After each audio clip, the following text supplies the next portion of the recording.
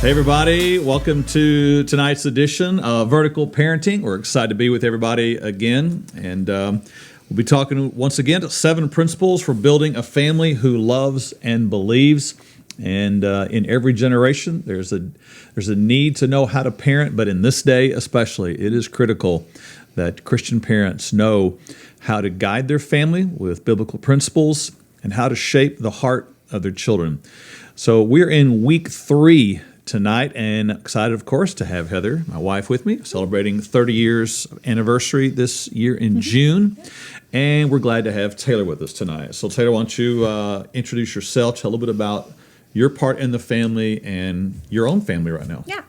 So I'm the 4th born in our family of 5. I'm married to my husband, Nick. We got married in July, and I'm pregnant with our first baby, a baby girl, due in October. All right. Very good. So we do have a family of 7. Well, yes, there's kids. 7 of us, but 5 kids. there's 5 kids, yes. That's 4th born out of clarifying. whatever. There you go. And if that gives you any clue about where we're headed tonight, it should. The topic for tonight, or the title for tonight, is Focus on the Cookie and Not the Cookie Cutter. So a little bit of background here. When I was growing up, I had a sister. She's older than me. And so she was almost more like an aunt or a mom to me, really. And one of the things that she enjoyed and I enjoyed doing with her was baking cookies. And so she had a collection of cookie cutters, a lot of different kind of cookie cutters for each season.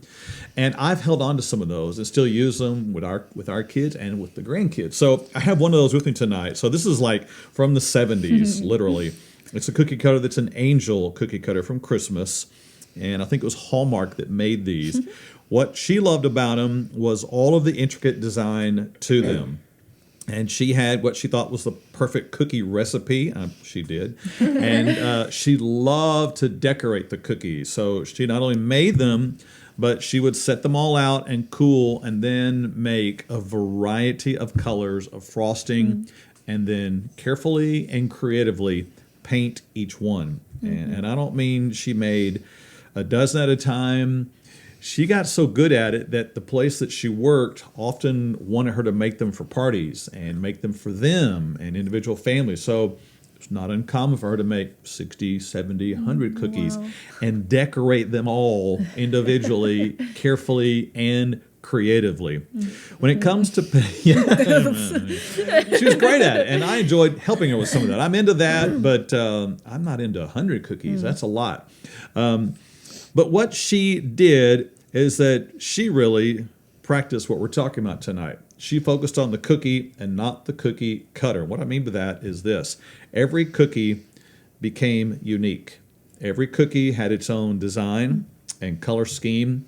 And the focus was not on trying to make every one of them look like the design or the imprint, but to make them unique, though they might all have the same imprint. When it comes to parenting, we have the responsibility of leading our children in a direction. And we've talked about that here already in episode 1 and 2. We talked about the vertical parenting goal was to shape the heart of our children, to win the heart of our children, to love God, to love us, and to love others. That's what Heather and I picked up as our goal. And it really seems to fit with what the Bible describes for us as parenting. The passage we've used up to this point has been Deuteronomy 6, 4 through 7.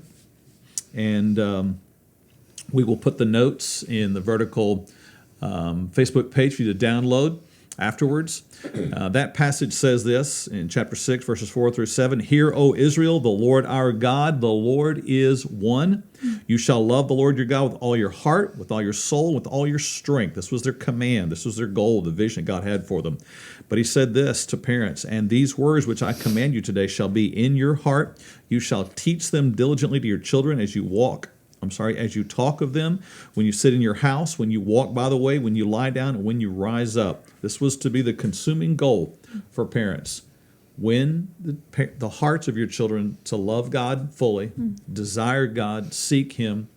Win the heart of your children to love you so that they trust you, find a place of refuge in you, and win the heart of your children to love others so that they want to give themselves away to others. So tonight we're going to be talking about the unique design that God has for each child, and we certainly experienced that in our family. We had 5 kids.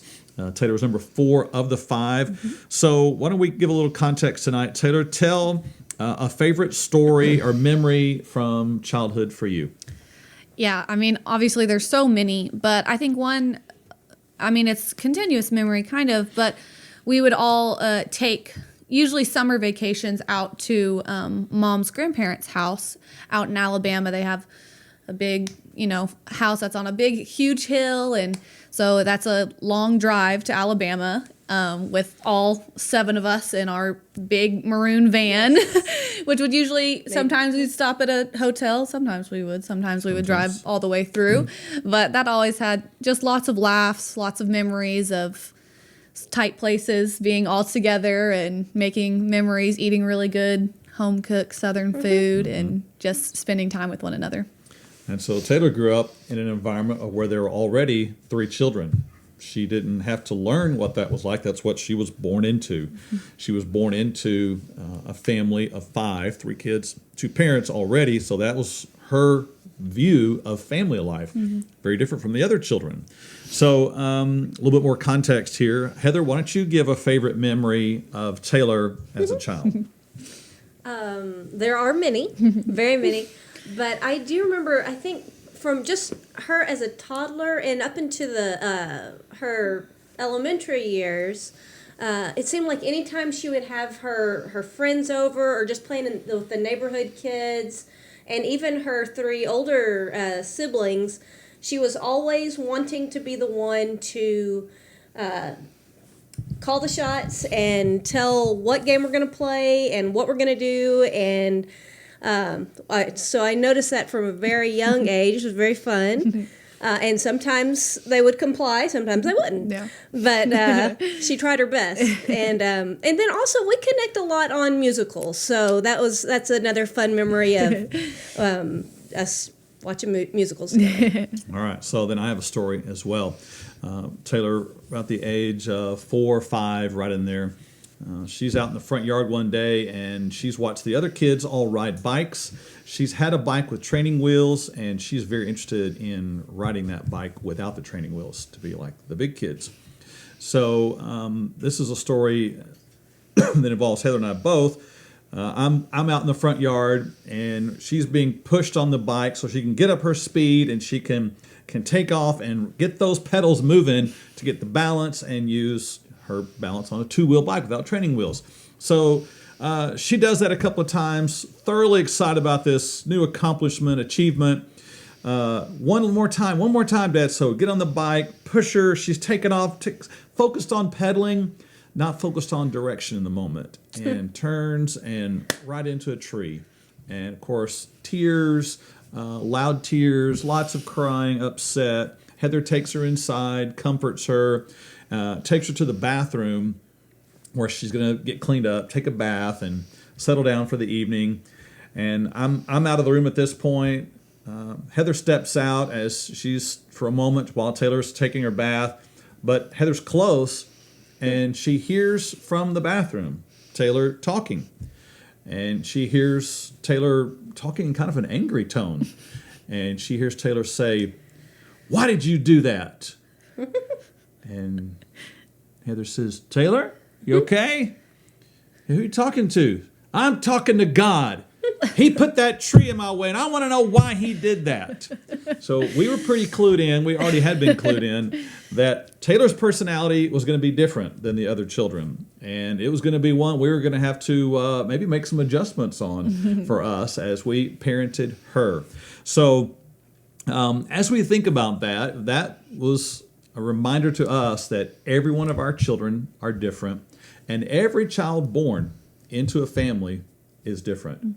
If you have multiple children in your family, you know they're already different, but they are perhaps more different than you imagine. I want to talk just briefly about 20 ways that every child is different from another child. These are just 20. There are really more, but these 20, I think, will quickly give us a frame of reference to the fact that every child is unique and different. So here they are. The first one is that every child is different by gender. Now, there are only two genders. They're either male or female, but that gender determines a different way in which they think and perceive the world around them. The second is their personality blend. The unique personality that God has given each child creates their perspective on life, their way that they communicate, the way that they see others around them. And we'll talk more later about how to know some of that, how to understand your child's personality. Their love language, the way that a child hears and receives love, is different for every child. Their learning style, the way that they process information, the way that they take in learning is different. Their birth order, the order in which they are born into a family, affects the way they perceive the world around them. Being born fourth into a family is different than being born first into a family.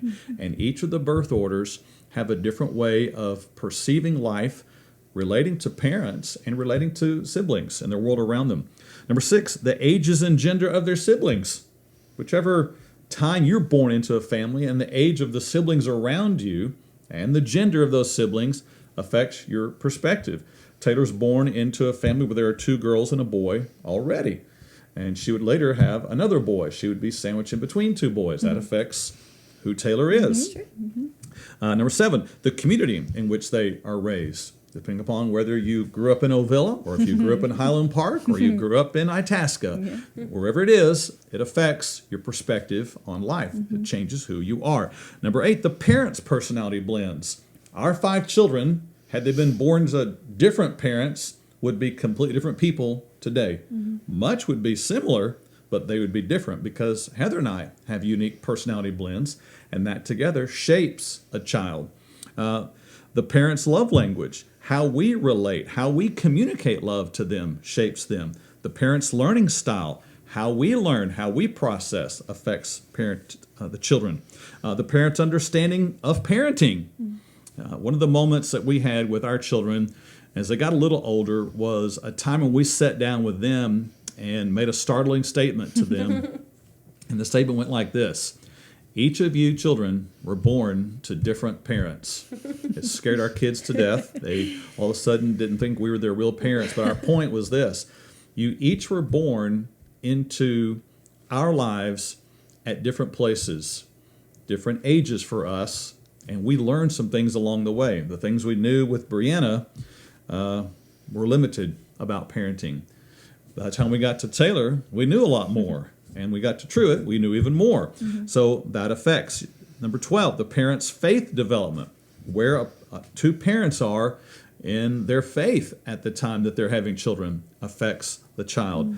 The parents' ages. Number 14, the family health and dynamics. What's going on in a family shapes a child and shapes how they perceive life, their perspective on parents, their perspective on themselves. Number 15, their socioeconomic level, not just the culture, community, but the amount of money that the family has, the amount of things that they have, the kind of things that they have, the kind of freedoms or privileges that they have or don't have.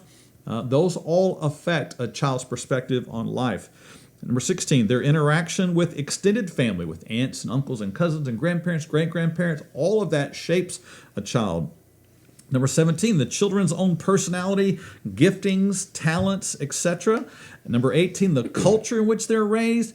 Number 19, the physical statue and condition that they are in. If they are short or tall, if they have health issues, all of those affect a child's upbringing. And finally, their own self-perception, how they see themselves. Those are just 20 of the ways that every child is unique and different. And because of that, wise parents know how to adjust how they parent for the sake of winning that child's heart. Now, this means we have to be wise. We have to be trained ourselves. We have to learn in the process. So, Taylor, that conversation we had that night as we went out and we talked to you kids, what do you remember about that moment, and what do you remember about that idea that each of you were being raised by different parents? What did that mean to you? Yeah, I remember details of it. I don't remember it vividly.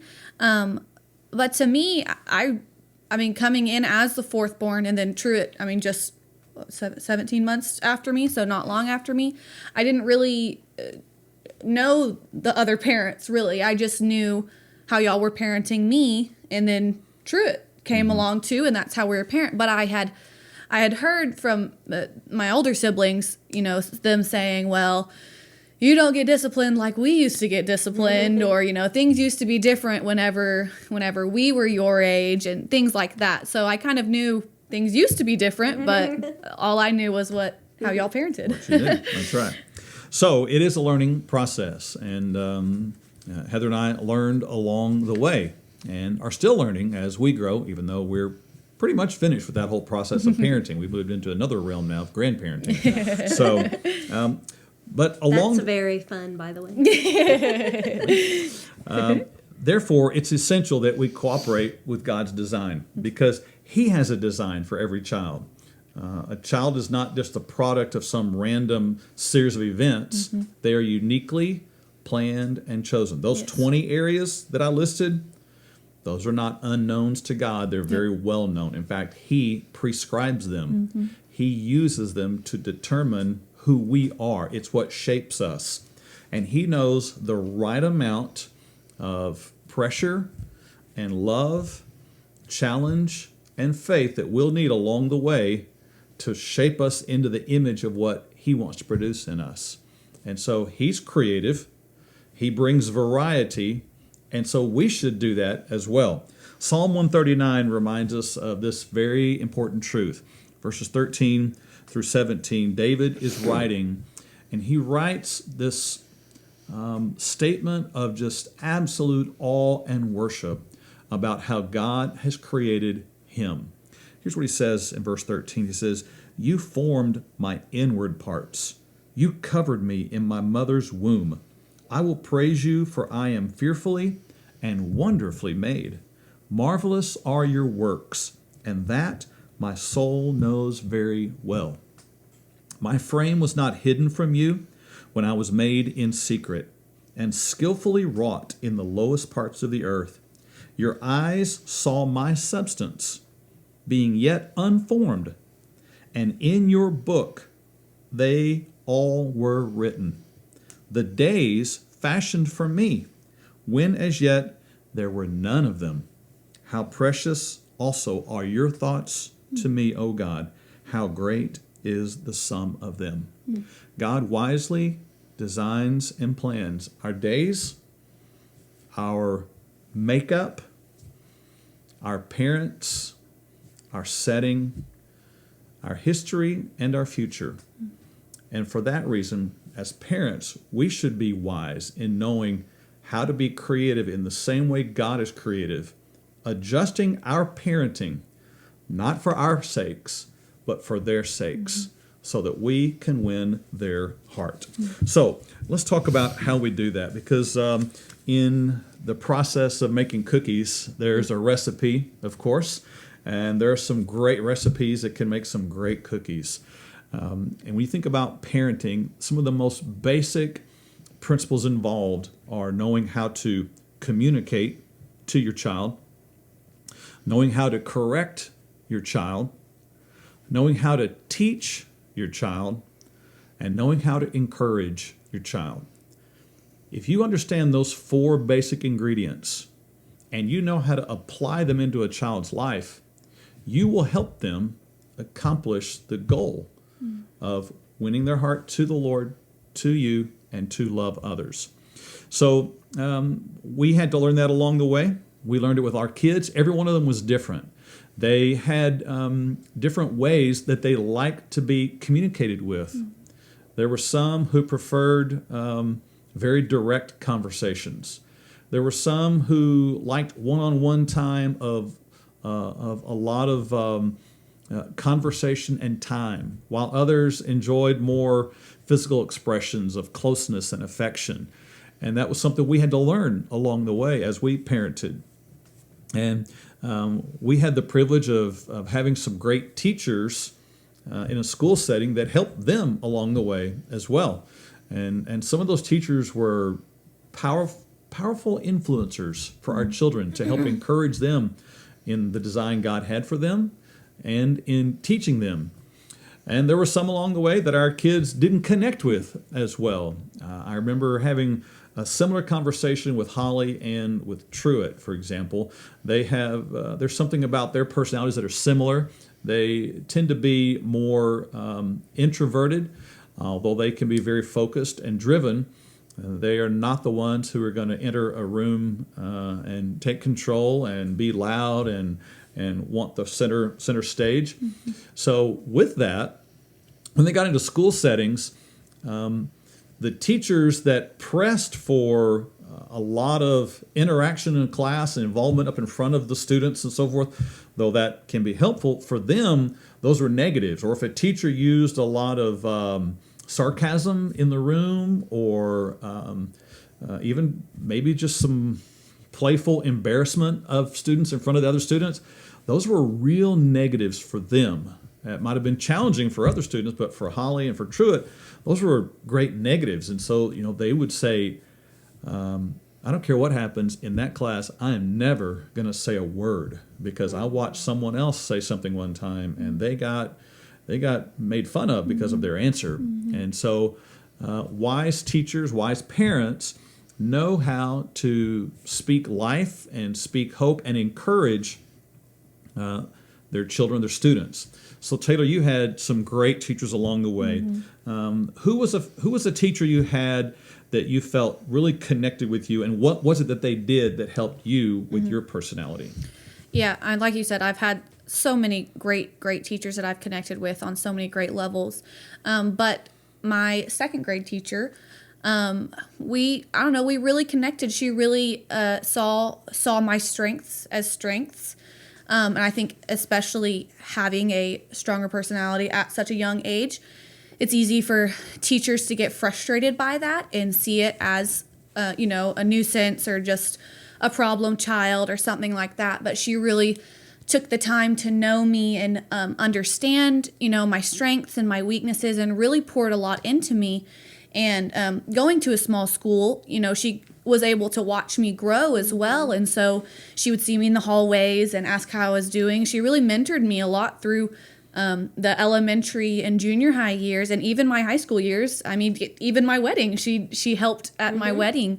And so she's always been just, she was a prayer warrior for me. She would stop me in the hallways and just ask me ways that she could be praying for me. And actually, she would pray over me too. And she would take that time to just really pour into me and just to let me know that I was loved and that she really cared for me, and that really made a difference. That's good. That's awesome. That's great. Mm-hmm. So in the New Testament, there's a single verse that we're going to use for the rest of our time tonight to talk about the difference between cookie-cutter parenting and cookie-centered parenting. Mm-hmm. And those are two fun ways to think about two different approaches. The verse is from Ephesians 6, verse 4, and it says this: "You fathers, do not provoke your children to wrath, but bring them up in the training and admonition of the Lord." Simple verse, powerful truth. Here's one thing not to do, and here's one thing to make sure that you do. Mm-hmm. The first is this: don't provoke your children to wrath. Mm-hmm. Don't parent in such a way that what you actually cause is your child to be frustrated and provoked. And it's sad to think that a parent would have that happen to them, because I can't imagine a parent wanting that to happen, to start out and say, wow, I really want to make a mess of my life and my child's life. I really want to frustrate them, make them angry. So to think about a parent who sets out on a course and says, all right, I've got a child, here I go. And then to get into the process and along the way, see that child, one that they've raised, to see that child angry at them, frustrated at them, frustrated at themselves, provoked in life, and at a place where the last thing that child has is a heart for God and a heart for the parents and a heart that loves others. That's the opposite of what any parent would want. And so this verse in Ephesians sets out this first way and says, don't parent in such a way that your children end up provoked, agitated. And I think cookie cutter parenting produces that, where your focus is on the cookie cutter, not the cookie. And you're making each cookie unique, beautiful, as the design has been given to them, but instead trying to make that cookie look exactly like another cookie, another cookie, another cookie, and look like some pattern. So here's some ways that can happen for parents. They don't intend for that to be the path and the pattern, but it's what develops. Here's some ways that can happen. It can happen when a parent uses the same form of parenting that they received as a child. Doesn't mean that every form of parenting is wrong, but every form of parenting in every generation must change because times change and people change. The child born today is different than a child born in 1963. And times are different. My parents were different. And so I can't lean on how I was parented to be the way I parent my children. In the same way, I wouldn't want my kids to think that how they were parented is what they need to use in parenting their children. They are different people than me and Heather, and their children are different people than them. And then using the same form of parenting from child to child can be frustrating for the child. If we had tried to parent each of our children in exactly the same way, there might have been some that liked it because of their personality, birth order, love language. But there's some, if we'd used the exact same process all the way through, would have actually been frustrated and despised us at the end of the day because we didn't adjust to them and their needs. Another way that happens in families is when parents place pressure on a child to be like them. Or to be like other siblings, or to be like children in other families. When there's a pressure put on them to be something that they are not. And sometimes that comes out in a parent's words. Why can't you be more like fill in the blank? And you're not anything like what I used to be. What's wrong with you? All of those statements say pressure to a child and create frustration and provoke them. It doesn't settle them. It doesn't win their heart. It, in fact, wounds their heart deeply. Using anger as a form of discipline can be a way that cookie-cutter parenting happens. There's a time for discipline and correction, obviously. And sometimes it happens when we, as parents, have gotten frustrated along the way, when they have not obeyed, haven't followed what we've asked them to do. But never are we to use our anger as the motivation for correction, because that leads to a bad place for the child. You're not correcting, you're provoking them.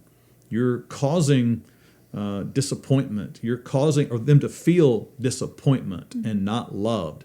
You're causing them to feel inadequate instead of loved and corrected and accepted and forgiven. It can also happen when there is little or no hope or encouragement given. I listen to parents sometimes if we're at a park. I get a chance to hear other parents parenting, and it's sad sometimes to me to hear children playing and then parents just yelling. That becomes the way that they relate to their children. And it's in angry, yelling tones. And that comes across as a message to a child's heart. It says, you're of little value. I'm of great value. Now get over here and do what I told you to do. Again, I recognize there are times that it's frustrating in the parenting process. But never should anger to the point that we can't speak in love be what we do. Anger and yelling and not knowing how to encourage, not knowing how to give hope, not knowing how to speak peace, to speak joy to a child, to give them reassurance, which they need lots of, to call them up into your lap and hug them and spend time with them and laugh with them and tickle and all those kind of things you do with children. Those are the things that win their heart and connect you with them. They need lots of reassurance and lots of connection. And then not knowing how to speak their love language can also be a parent being more focused on the cookie cutter than the cookie itself. And boy, it shows up in a child's life. This verse says, don't provoke your children to wrath. Provoking is what happens from the parent's side, but the way it shows up, this verse says, is it causes wrath. It causes the child to be angry. It causes them to be frustrated in life. And so I want to talk for just a moment about some of the symptoms and what that can look like in a child's life. Now, I want to be clear, just because some of these might be in place doesn't mean that you are provoking your child, but it is cause for concern. It should be something that's considered. If some of these symptoms are present, it'd be worth sitting down to consider, am I doing something to provoke my child? Are they coming away with less of a heart for God, for me, and others?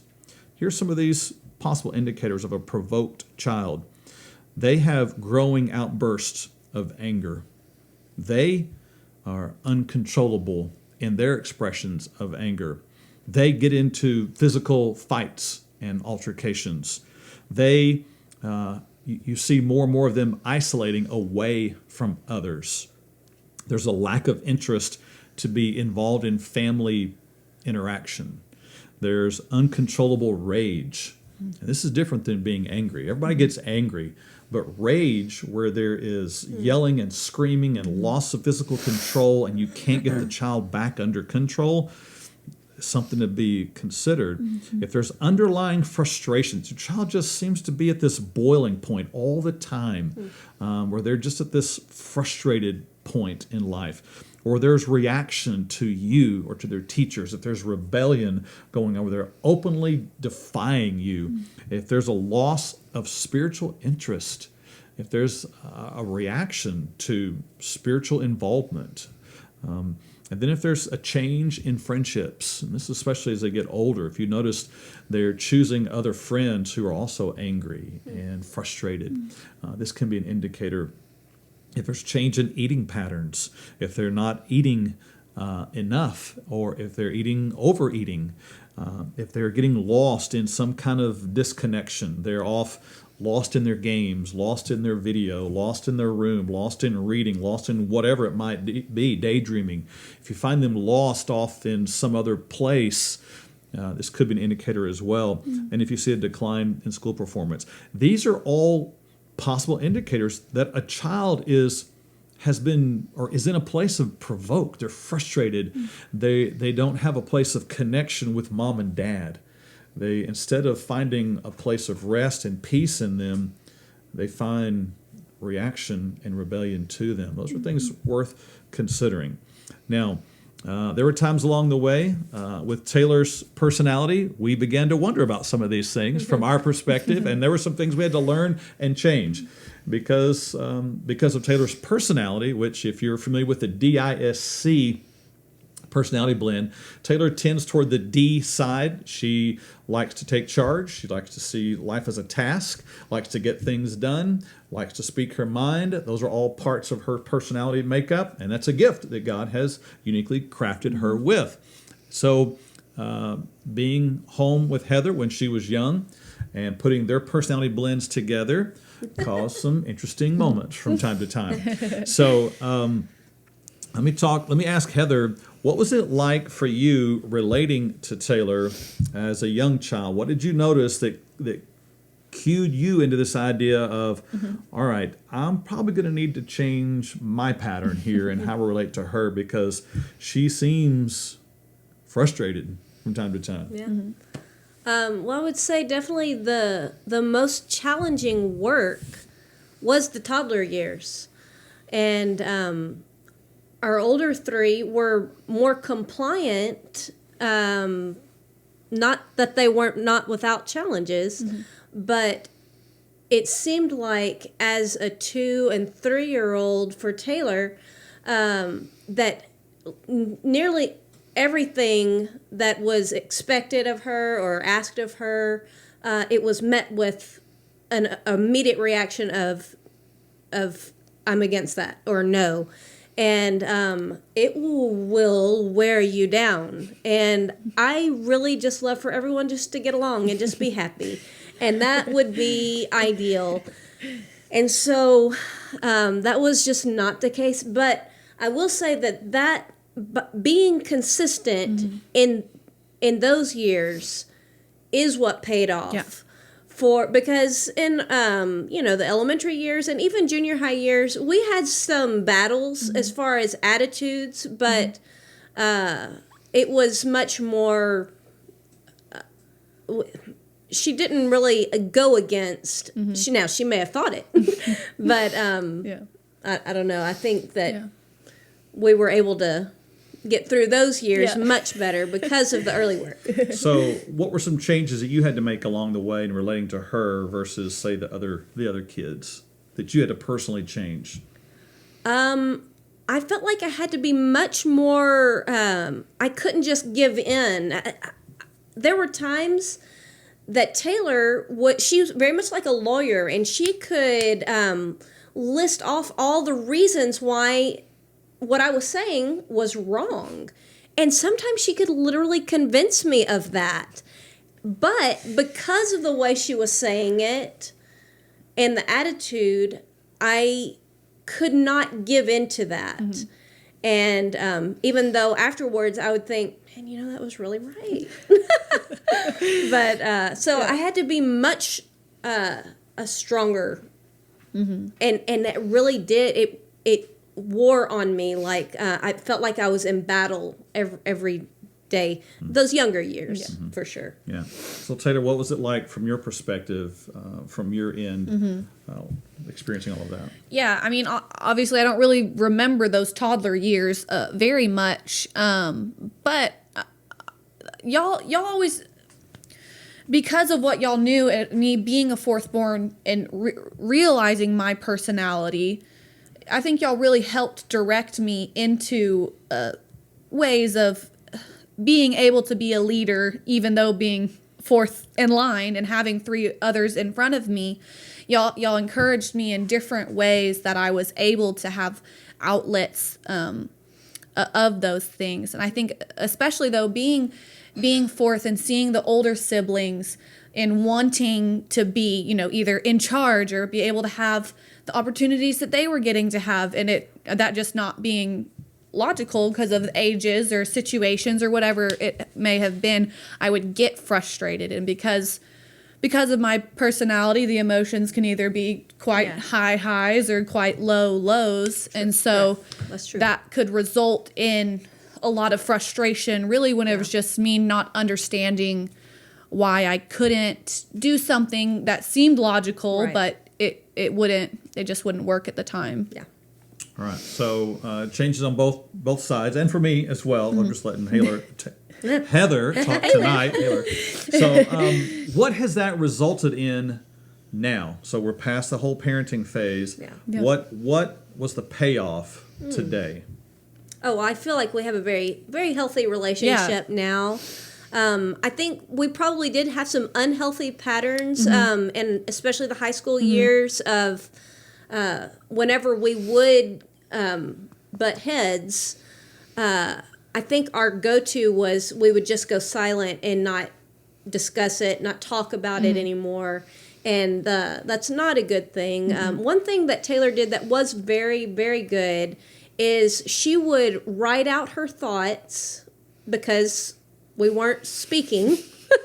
She would write out her thoughts and in letter form, and she would give it to me, and that helped. And then we could talk about it and discuss it, and I thought that was a really good thing. But I mean, we get along great.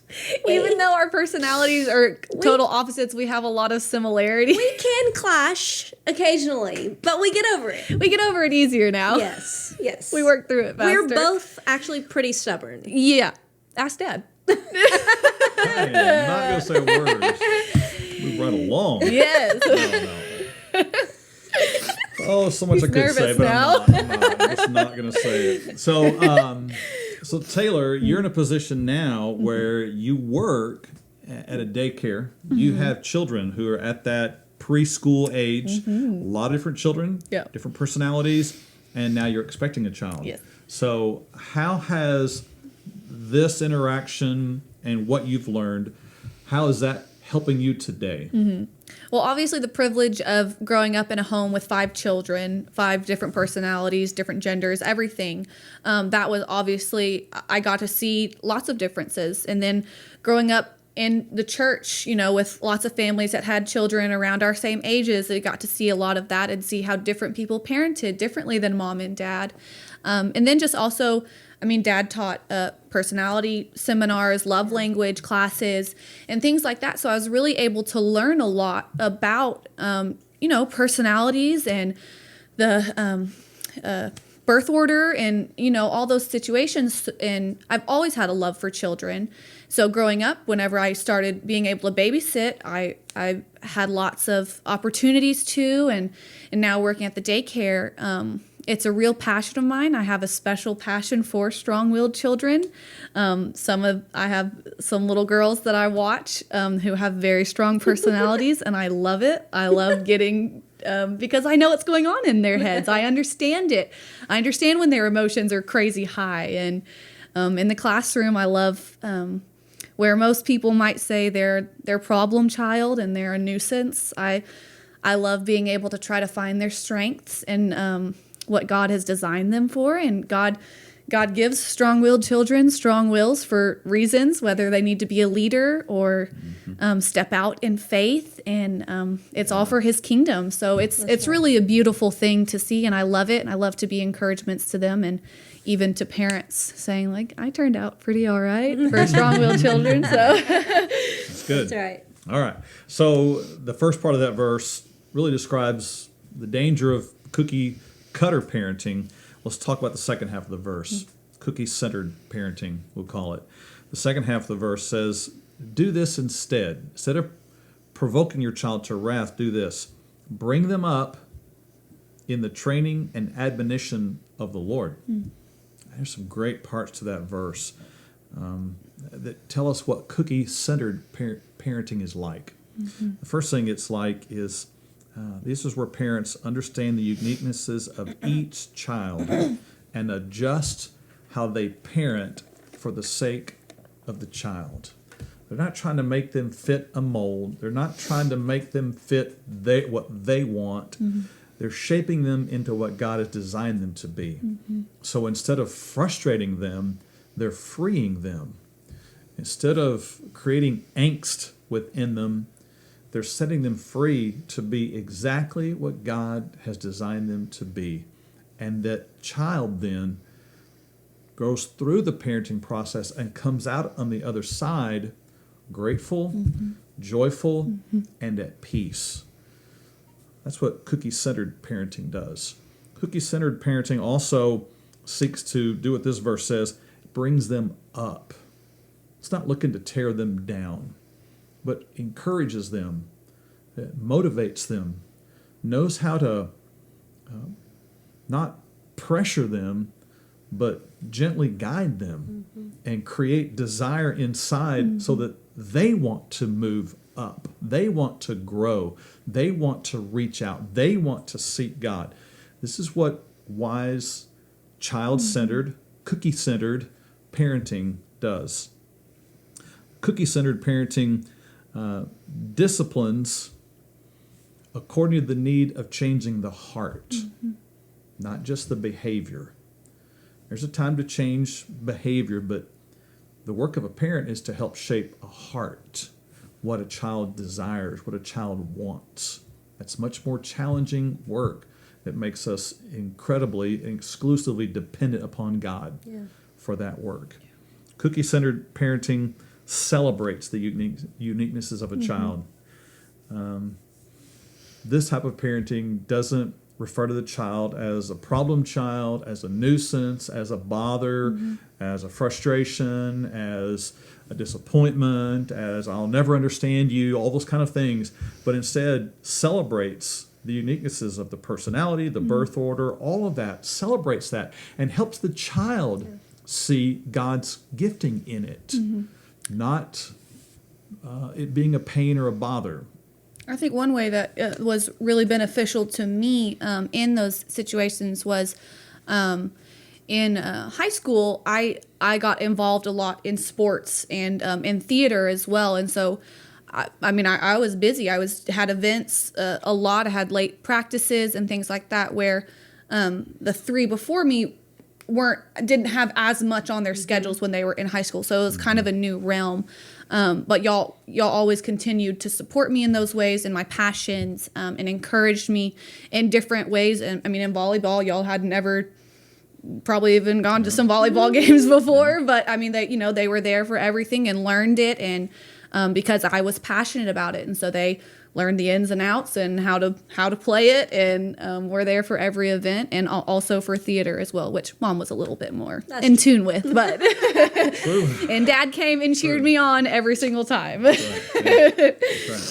The other thing that cookie-centered parenting does is it provides lots and lots of encouragement. There's lots of praise along the way and support. Being a child is challenging because you don't know a lot. It's true. You're just operating off of a little bit of information. Yep. Yeah. And you don't have the confidence that the parents and older people do. So you need lots of reassurance. You need lots of encouragement that you're either doing the right thing or not doing the right thing. And you'll, as a parent, you provide more for your child in encouragement than you actually do in discipline. You go a lot further in directing the path they'll take by the good things you say more than the discipline words or actions that you take. So if you see your child doing right, celebrate that, encourage them in it, build them up in it, and they'll want to go in that path. It will all of a sudden seem like this is the obvious path to go in. Yeah. They'll choose it. But if every path they go on is, this is wrong, that's wrong, what are you doing, don't you know better, then that leaves no outlets that are positive, and it leads to a frustrated child. But if all of a sudden the light is green in this direction, and there's lots of lavish encouragement and praise, it's the obvious path to go in. So provide much of that for your child, especially as it comes to matters of faith and character in their life. When you see them having a desire for God, celebrate that. When you see them demonstrating honesty and truthfulness and compassion for others and patience and forgiveness and kindness to others and obedience and attentiveness, when you see them doing those things, celebrate that. Make a big deal about it. Reward them for it. Help them see that this is the desired end. Yeah. This is the very thing that God taught his people in the Old Testament. Deuteronomy 28 and 29 gives a list of blessings that will come to all of those who keep his laws. And then it gives a list of consequences that come to those who don't. God was careful to bless and lavish so that they knew this is the path to walk in. Wise parents do the same. Build them up. Look for what you want to see them doing, becoming, and praise that. Celebrate that. When you do, you're going to see your child, I believe, begin to excel at school. They'll find greater peace. They'll excel in whatever other extracurricular activities they're involved in, and home life will become a joy. There'll be the natural ups and downs, but overall, home life will be a good thing for them. They will mature in confidence. They'll grow in stability in their life. They will have healthy interaction with siblings, with family members, with friends and neighbors, and even know how to relate to enemies. And they'll be a child that is at peace. And that's what you really want. Proverbs speaks to this whole concept when it says, train up a child in the way he should go, and when he is old, he will not depart from it. Train them up in how God has made them. not what you want for them, in how God has designed them. Adjust yourself as a parent for how they've been created. Be flexible, learn, grow, be a student of their heart.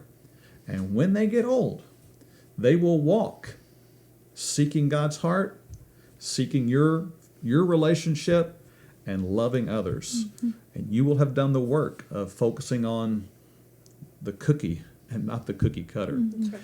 All right, so in the handouts that we'll be posting, there's a page for homework.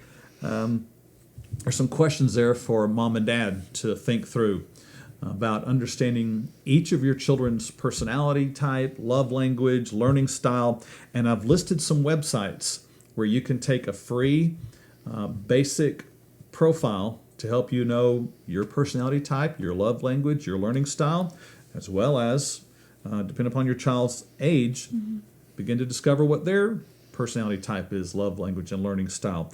And you can ask some questions together about where are we in this process? Do we have some symptoms in our children that indicate they're frustrated, or are we provoking them? What can we do to bring some changes to them? So I would make use of those. Also, on your notes tonight, a couple of great book recommendations, as we'll do each week.